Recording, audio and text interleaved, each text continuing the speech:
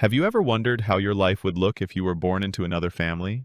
I need you to picture this not like a movie scene with dramatic music and perfect timing, but like a real family moment where people say things they have no business saying and everyone laughs because that's easier than facing what's underneath. So when my mother raised her glass at their anniversary party and said, with that warm voice everyone praises her for, to the daughter who never disappointed us, the whole room practically levitated with applause and proud smiles and those little nods people do when they think they are witnessing something wholesome, while I sat there holding my fork like it might keep me from saying the first thing on my mind, which was that this woman had built a life on carefully cut stories where I looked cooperative and Melissa looked brilliant and she looked flawless, and I just decided, in that exact second, that I was done letting that pass for truth. I didn't roll my eyes or make a scene because that's not the kind of thing anyone remembers in your favor, and I didn't try to interrupt because people forget the interruption and remember the tone. So I waited for the clapping to settle and for her satisfied little pause to pull the air back toward her, and then I stood up calmly, walked to the head table where she sat with my father and a cluster of relatives who have always assumed I'm the easy one, and I placed a photo on the linen right in front of her, sliding it in like I was returning a borrowed receipt, and I said, "Interesting, because this was taken last weekend, and I swear to you I didn't raise my voice even half a notch." Yet I watched the exact moment her smile let go and fell straight through the floor. I know you're wondering what the photo shows, and I promise I'll get there, but first you need to understand how a line like, "the daughter who never disappointed us," works inside a family like mine.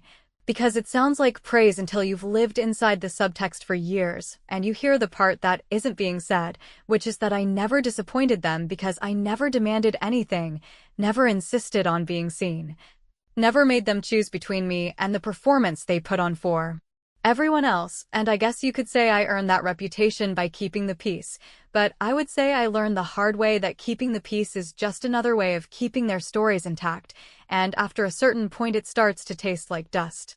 My sister Melissa was at a side table with her husband doing that smile that shows all her teeth and none of her doubt, and she clapped harder than anyone, because the performance has always been our family's second language, and if I'd played the part they expected, I would have nodded and maybe pretended to wipe away a sentimental tear, which would have let my mother seal the moment as evidence that she is the kind of parent who lifts up her less shiny child, but I didn't, and that's when the room started to sense that something was off, because when a person who is supposed to be safe refuses to participate, everyone else suddenly realizes how much of the night depends on them being predictable. The photo was not something outrageous on its face, at least not in a way a stranger would notice, and that's part of why it mattered so much to me, because the scandal wasn't the point. The pattern was the point, the way she lies in small, controlled doses and expects us to call it grace.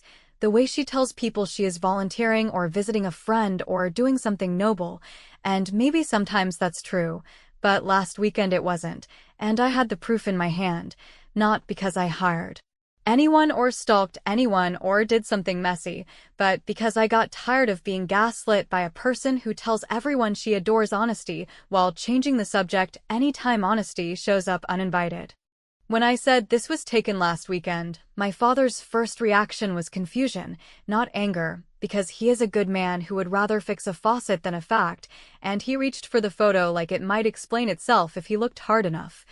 While my mother kept that pleasant expression you put on when someone catches you mid-story and you're deciding whether to double down or pivot, and I remember thinking, this is exactly why I waited for a room full of relatives, because she has never been more polite than when she thinks she can outmaneuver me with poise, and I wanted witnesses who know her brand of kindness comes with fine print. You could feel people leaning in without physically moving, you know, that collective hold of breath when everyone senses a shift, and I heard one of my aunts whisper my name like a warning, as if speaking too loudly might tip something over, and I just rested my hand on the corner of the photo to keep it from sliding and said, again in that same steady voice, that I found it strange how she had told us she was at Nina's place helping with a charity project when Nina sent me a text asking if I knew where my mother was because she hadn't seen her all week, which is the kind of small contradiction my mother expects to skate over because she's usually faster than the truth. Melissa finally stood up and asked what I was doing, and I told her I was doing nothing except letting the facts sit where everyone could see them, because for once I didn't feel like carrying the weight of our family's image by swallowing another lie.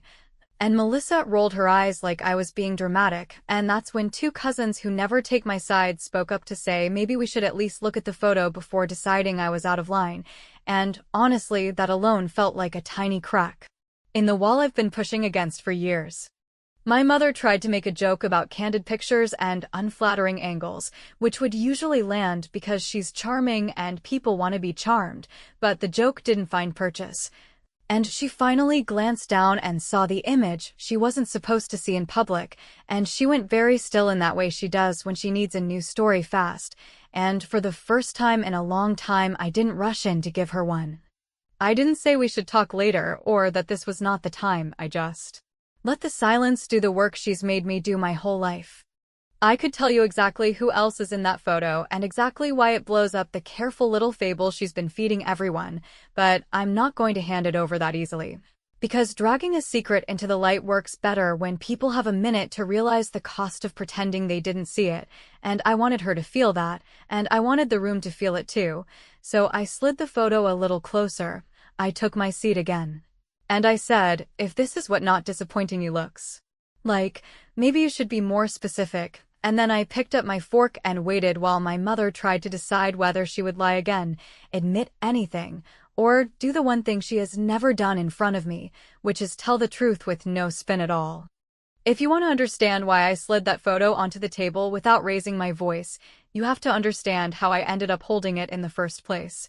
Because none of this dropped into my lap as a gift from fate, and none of it came from some dramatic detective move. It came from a long string of small moments where someone tells you one thing while doing another and expects you to be grateful for the version you got. So when my friend Nina told me over coffee that her husband had become distant and weirdly busy on weekends and kept claiming work emergencies that didn't match his calendar, I did the polite nod and the supportive hum, and I filed it away. Not because I was suspicious of my mother at that exact moment, but because my life has taught me that when the stories in our family start sounding too neat, there is usually a mess around the corner.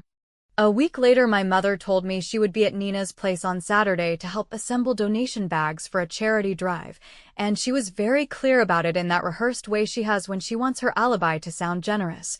Which would have slid right by me if Nina hadn't texted that morning asking if I was free for lunch, because she was alone and could use the company, and when I replied that Mom said she would be with her all day, Nina sent back one line that changed the temperature of my spine. She said she hadn't seen my mother in days, and that's when I felt the familiar prick of doubt that I used to ignore, except this time I let it sit, and I decided to stop protecting a version of family that only exists in public. I drove across town because I needed to drop off a package near a shopping strip, and I am telling you the truth when I say I did not set out to catch anyone. I set out to settle myself down and think.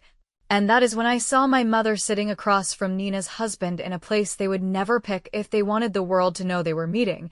And, before you ask me how I knew it was not innocent, I will tell you that there is a softness people reserve for private choices, and it was all over their faces, and it was in the way he leaned forward like he had nothing to hide from her, and it was in the way she reached for his wrist, as if that had become normal. And I stood there for a minute asking myself whether I wanted to keep being the daughter who pretends not to understand what she understands perfectly. I did not march in or throw a drink or tell the manager to call security, because I am not an idiot and I have no desire to make myself the headline of someone else's ruin, and also because public scenes give liars oxygen. They turn the conversation into tone and volume and language, and none of that carries the weight of proof. So I let them finish their meal while I texted Nina something gentle and unrelated, and I walked back to my car with a decision that felt like lifting a heavy door off its hinges. I would not accuse, and I would not warn, and I would not announce. I would collect. You might judge me for what I did next, and I can live with that, because this is not a story about moral purity. This is a story about finally refusing to cover for people who ask you to carry their image while they live however they please. And the truth is, I have set up every phone my mother has owned since I left for college. I have rebuilt her email after she lost access more times than I can count, and I know the pattern she uses to create passwords because she has used the same little set of phrases forever, so I tried the one I suspected she would use with a minor twist, and when her inbox opened I sat there for a long minute breathing like I'd finished a marathon, not because I was proud of myself, but because I knew that once I could see the receipts I would never again be able to unsee them. I did not scroll like a thief in a movie. I searched like a person who has spent years being told she misheard. I looked for reservations, rides, digital rewards, all the everyday breadcrumbs people leave when they have become careless.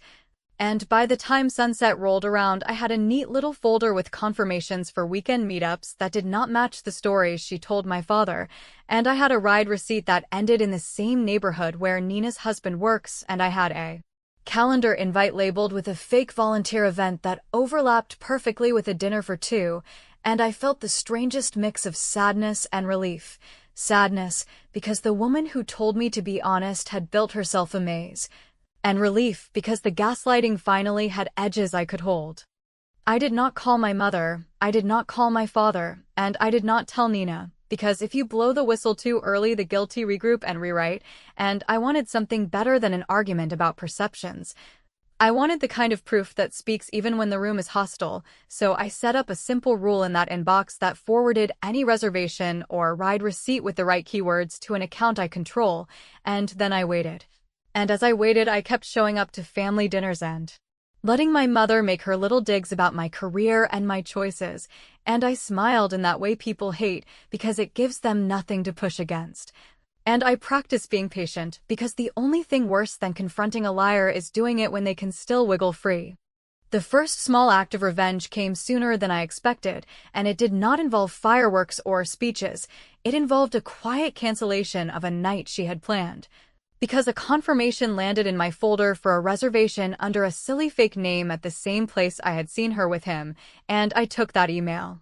And I forwarded it right back to her from a clean address with a single line that said, "If this is a charity project, I am sure Dad would be happy to join," and I watched from across the kitchen island later that afternoon as she glanced at her phone, went pale, and told my father she had a headache and needed to lie down, which would sound petty to anyone who has not been dressed down by the same woman for years for inventing excuses.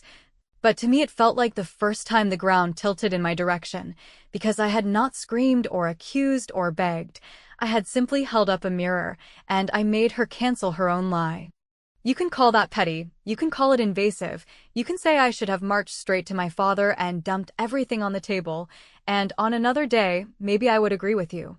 But on that day, I wanted her to feel the pressure of her own choices without my voice giving her something to argue with, and when she texted me an hour later asking if I had plans for the weekend, using that smiley tone she rolls out whenever she needs to read the room, I told her I was busy helping Nina with a project and that she was welcome to join, and I sat there and watched the typing bubble appear and disappear, and I understood that for the first time in a long time she was reacting to me instead of me reacting to her.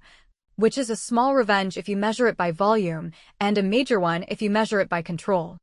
I did not sleep much that night, not because I felt guilty, but because I felt a kind of steady hum under my skin that told me I had crossed a bridge and there was no going back, and in the morning I woke up to a new forwarded receipt with a different location, which told me she and he were trying to move around me without knowing where I stood, and that was fine with me, because it meant the pattern would grow clearer and the folder would grow thicker, and I could stop wondering whether I was ready for a public moment and start planning it, which is what brought us to that anniversary party, and to the photo I slid onto the table, and to the simple question I still had not answered for myself. Whether I would blow it up in a way that scorched everyone, or whether I could make it land exactly where it belonged. By the time a few more weeks had passed, I realized I had stopped looking at the situation as some ugly little family secret I was reluctantly babysitting, and had started to see it as a chessboard where every single move counted. Because once you know someone has been lying to you in such a deliberate, sustained way, you stop reacting to the surface and start paying attention to the patterns underneath. And that's exactly what I did, quietly, without letting a single person in the family suspect that I was no longer the compliant, easygoing daughter they had grown used to treating as a safe backdrop for everyone else's drama. I kept the flow of forwarded emails and digital receipts tucked neatly away in that hidden account, making sure to note every date, every location, and every time her story to me or to my father didn't match where she actually was. Because one isolated photo might have been brushed off as a coincidence, but a consistent string of contradictions was a map, and I wanted a map that no one could argue with. The strange thing about collecting evidence is how it changes the way you sit in a room with the person you're collecting it on. Family dinners took on this surreal quality where my mother could be mid-sentence telling my father about her meeting with the charity board, while I knew for a fact she had been in a hotel bar with Nina's husband less than 48 hours earlier. And I would keep my expression steady while inside I was thinking, you have no idea I'm letting you build your own rope inch by inch. And, because she had no reason to suspect me, she didn't hold back on the other part of her favorite pastime, taking thinly veiled shots at me. She would ask Melissa in front of everyone how the big project at work was going, and then glance at me with that almost sympathetic tone to say, Lauren, maybe you'll find something you're truly passionate about one day, which in our family was code for, you're not living up to my imagined standard, but I'll dress it up as encouragement. So no one can call me cruel. I didn't bite. I didn't defend myself. I didn't even change the subject. Instead, I started steering conversations toward her in ways that seemed harmless, but were designed to plant little markers in people's minds. I'd ask if she was going to the next volunteer weekend, or whether she'd confirmed her travel plans for the fundraiser. I'd do it lightly, smiling, letting her answer with whatever version she'd prepared, all while knowing the real itinerary was already in my files. And sometimes, when she was careless enough to give too many details, I'd casually ask a follow-up that made her double back and adjust her story on the fly, which I knew certain relatives noticed even if they didn't say anything out loud.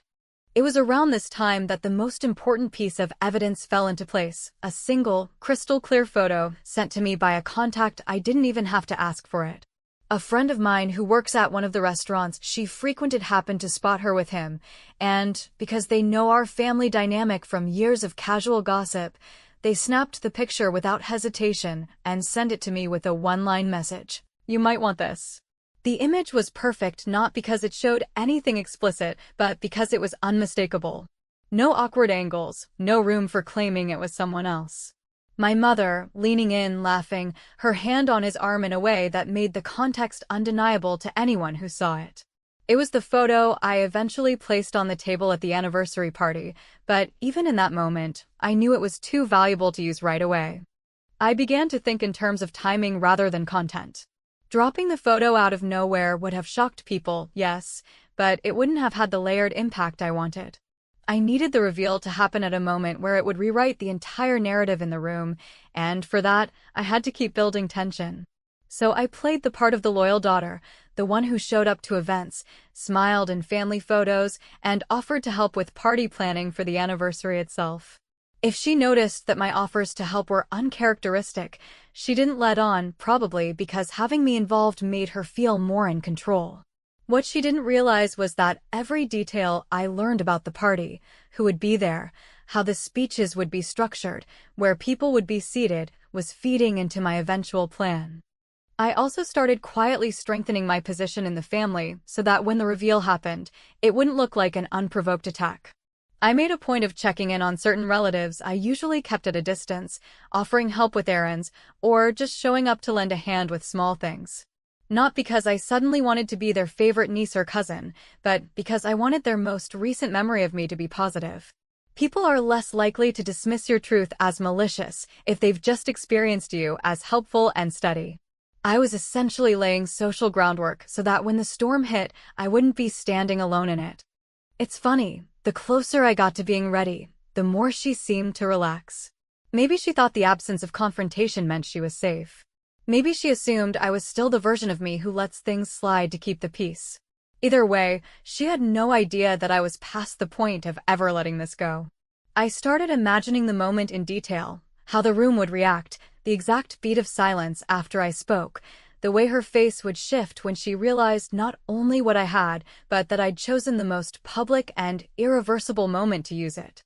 The last test came at a casual Sunday dinner about a week before the party.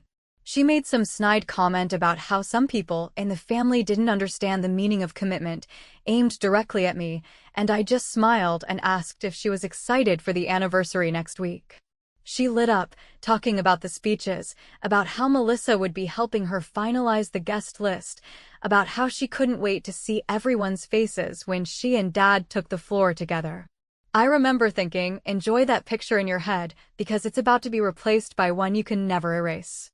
By that point, my plan was fully in place.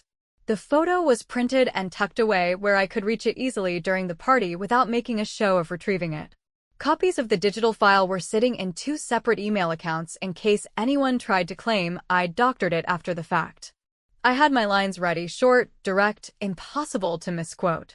And I knew that the only thing left was to let her step into her own spotlight, say the kind of self-congratulatory line she loves to say, and then watch as the entire room saw her through my eyes for the very first time. And when you've waited as long as I have to take a shot like that, you don't rush it, you make sure it lands exactly where it will hurt the most. The party was coming, the stage was hers, and I was ready to turn it into mine. By the time the week of the anniversary arrived, I had already rehearsed the moment in my head so many times that it almost felt like muscle memory, not because I was obsessed with theatrics or wanted to savor some cinematic takedown, but because I understood that for something like this to work, every element had to align perfectly, leaving no room for her to twist it into a misunderstanding or a spiteful overreaction, and no space for anyone in the room to walk away wondering if they'd just witnessed a petty daughter lashing out at her mother. I wanted this to land like a clean strike, controlled, irrefutable, and utterly irreversible.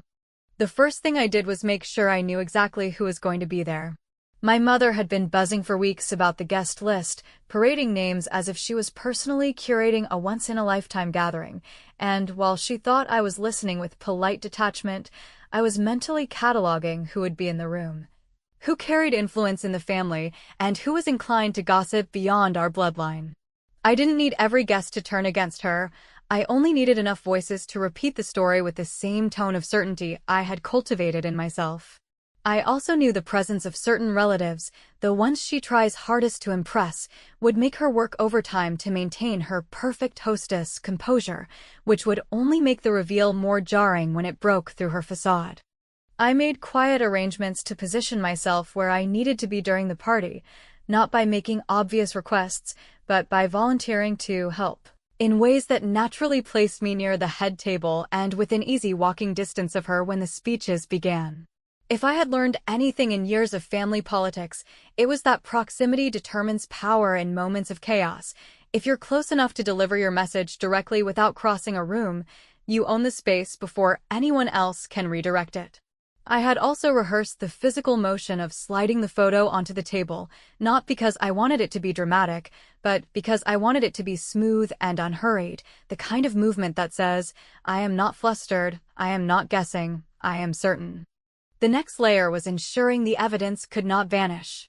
I had the physical photo printed on high-quality paper, so no one could accuse me of pulling it off a low-resolution social media post, and I stored a second copy in my car just in case. The digital file was saved in 2 separate email accounts and sent to a close friend with instructions to release it to a specific group of people if I sent her a single-word text. She didn't even know the full context. She didn't need to. I wasn't about to risk the possibility of my mother or Melissa intercepting the photo, tearing it up, and then pretending the whole thing was some baseless personal attack. And while the logistical side was airtight, I also had to prepare the social side, the part most people overlook. In the days leading up to the event, I made a point of engaging with relatives I usually kept at a distance. I called my Aunt Linda to ask about her back pain. I dropped off a pie at my Uncle Ray's place, just because I had extra. I messaged a few cousins about old family memories that made them laugh. All of it was calculated, not because I needed their affection, but because I wanted them to be surprised, even unsettled, by the idea that I could be acting out of spite. If they'd seen me as warm and steady just days earlier, the default assumption would tilt toward believing that whatever I revealed had to be serious enough to warrant breaking the peace. My mother, oblivious to all of this, was in her element. She called me twice that week to remind me about the dress code, as if I were in danger of showing up in sweatpants, and each time she slipped in some pointed comment about how nice it was that I was making an effort this year.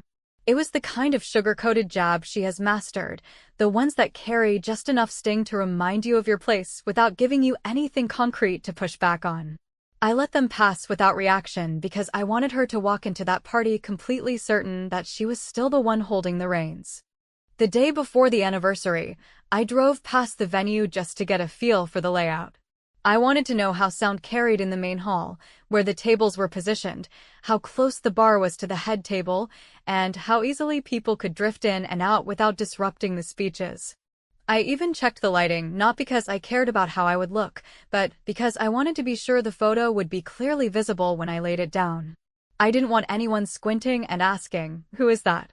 I wanted instant recognition. That night, I barely slept, but not from nerves.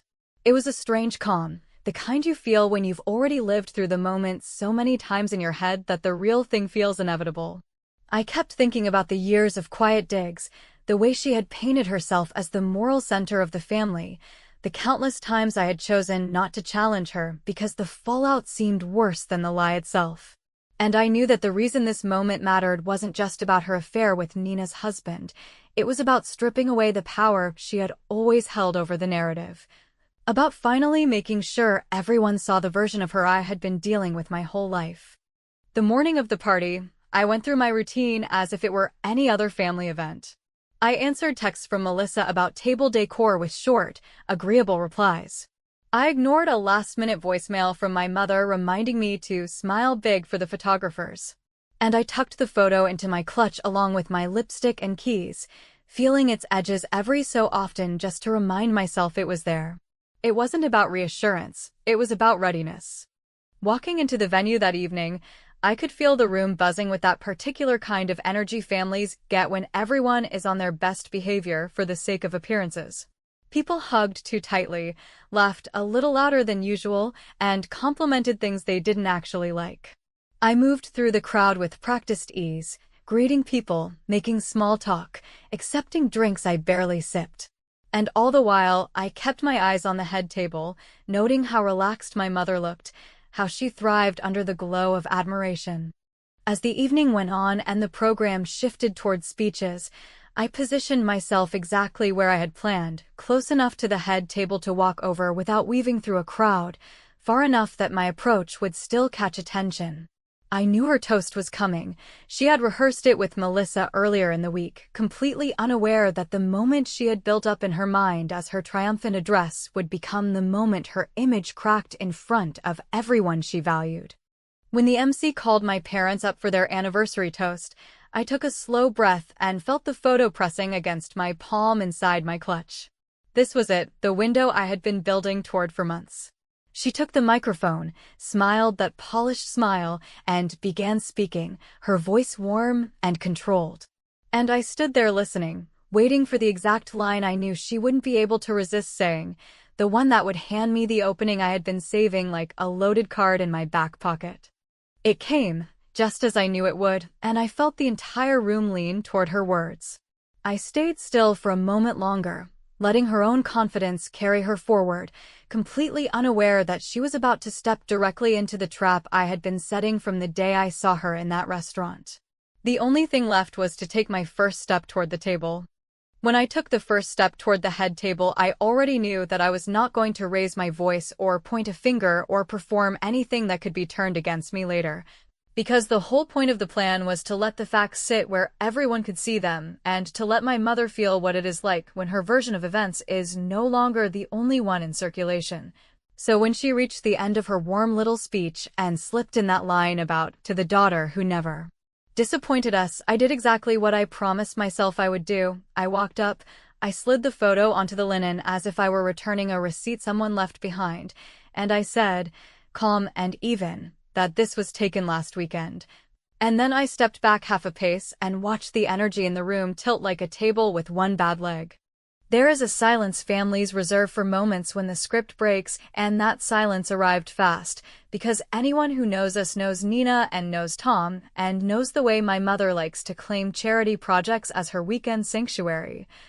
And the picture didn't scream or accuse, it just sat there doing the work I used to do with my mouth, and you could see the recognition move around the head table before anyone spoke a word. My father looked from the photo to my mother like a man who wants an explanation that will make the puzzle click back into place, while my sister jumped to her default setting, which is to protect the image first and ask questions later.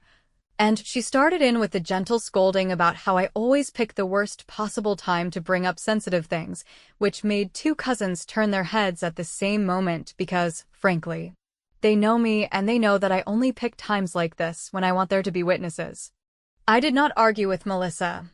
I kept my eyes on my mother and I said, still quiet, that the photo was not the only thing, that the reservation under the cutesy fake name was made the day before at noon, that the car receipt timestamp matched the ride to his office neighborhood, and that the calendar invite labeled as a volunteer event overlapped the dinner perfectly.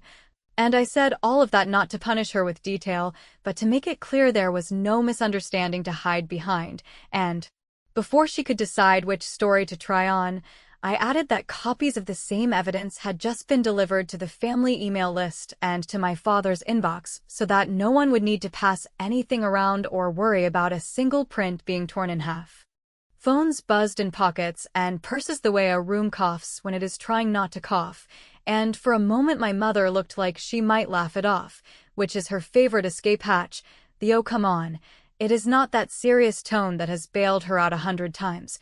But it did not find purchase this time, because Aunt Linda had already opened the message and was staring at her screen with that flat, stunned look people get when the math refuses to change no matter how you tilt it, and Uncle Ray cleared his throat and stepped back from the table like he had accidentally leaned against a hot stove, and Melissa reached for the photo with a shaky hand and said that it could be a coincidence, which would have sounded reasonable if coincidence had not been meeting them every other weekend according to the folder I had kept for months.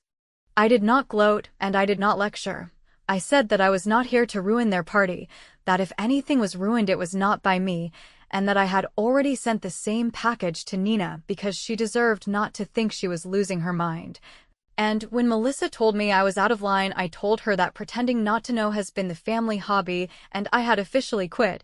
Then I looked at my father and said that I would be in the back for a few minutes if he wanted to step outside and breathe, and I left the photo on the table because I wanted my mother to sit with it without me providing a new target. I made it to the edge of the room before the first real fracture sounded, not a shout, not a crash, just the soft break in my father's voice when he said her name with a question mark at the end.